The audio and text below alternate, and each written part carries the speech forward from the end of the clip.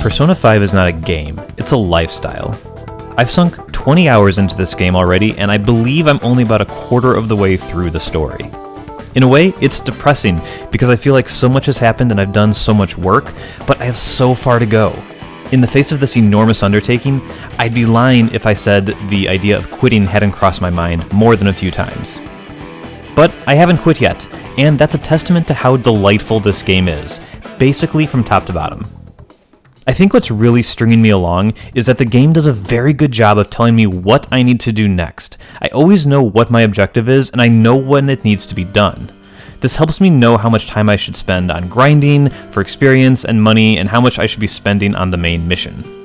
I love meeting up with my team and holding meetings to get an idea from the group on how we're doing. This gives me an idea how far I am through the current palace, and whether we're powerful enough to make it to the end. It's a little thing, but having the game tell me that I'm powerful enough to accomplish my current objective is super helpful in guiding my actions. I'm not going to waste time grinding if I've already achieved enough power to do what I'm actually trying to do right now. Because there are specific dates where things in the game will happen, there will inevitably be times where you have time to kill.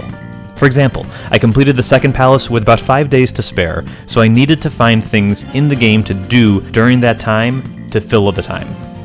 And there are tons of things to do, but it's a bit challenging to figure out the right things. You can go to the movies, read a book, work a part-time job, work out, hang out with friends, go to restaurants, battle random enemies in Mementos, and a bunch of other things. Since each of these things takes in-game time to do and are only possible at certain times of day, you have to pick and choose which activities you're going to do to fill your time. Most of these activities are non-interactive and just involve you clicking X through a series of prompts. So the game element is more in choosing what to do than actually having these activities be fun in and of themselves. This is a slight dig on the game because after a while it feels like you're just choosing what stat bars you're going to raise, not doing things that are actually fun to do. I don't think this is a game-ruining fault, but I always found myself looking forward more to the palace raids and ventures into Mementos than doing all the other social interactions. I'm also really starting to take note of the pacing of this game, which is a little unusual compared to most of the games that I play. The game has a generally leisurely pace, but it doesn't really feel slow. I always feel like I'm doing something to move the game forward, but there are so many things going on that it takes a while to do it all. I have routinely sat down with the intent of advancing a couple days in game time, only to find that moving forward 2 days took 3 hours of actual gameplay. And it's not like I've ever felt bored or really felt the game dragging, but time just seems to melt away while playing this game. Now, let's jump into a few small things that I really love about this game so far that I've just been enjoying. First is the equipment system, which is not very deep, and I bet you there are RPG fans who want crafting and customization and all sorts of stuff.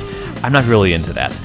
This system is really easy to understand, and the game's menu system makes it super simple to tell if the item you're looking at is more or less powerful than what you have equipped. I also love that when you're in the store and buy a new item for someone, the game offers to let you equip the item right away, and then also whether you want to sell the item you just replaced. It just streamlines the experience really well.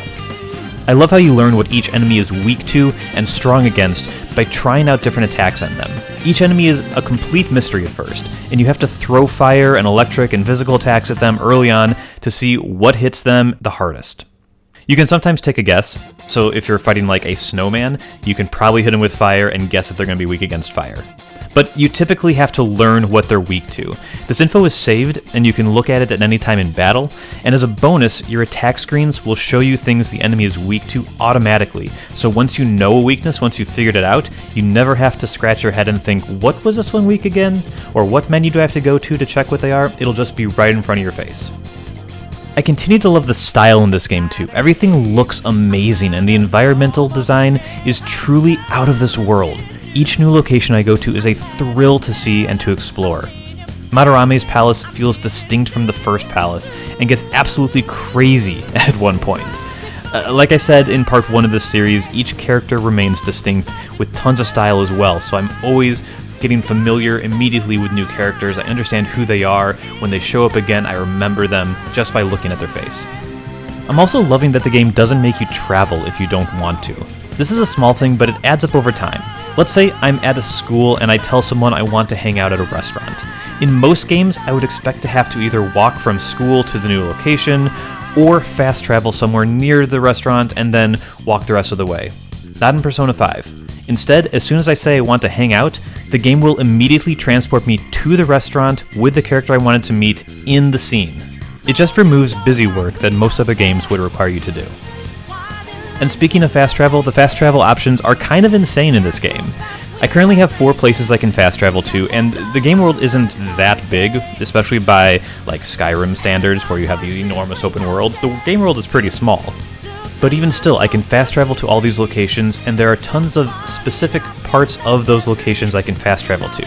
So the Shibuya district in particularly is like 1 city block long, but I can fast travel to like 8 points of interest, from the convenience store to the theater to the gun shop and a whole bunch of other locations.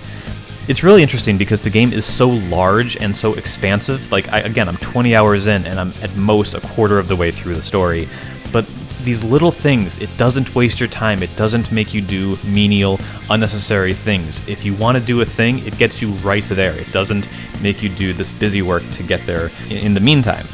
All of these spots you can fast travel to are at most 5 seconds apart between each one, so it's not saving you tons of time, but it's really just getting you to the point, and I love that.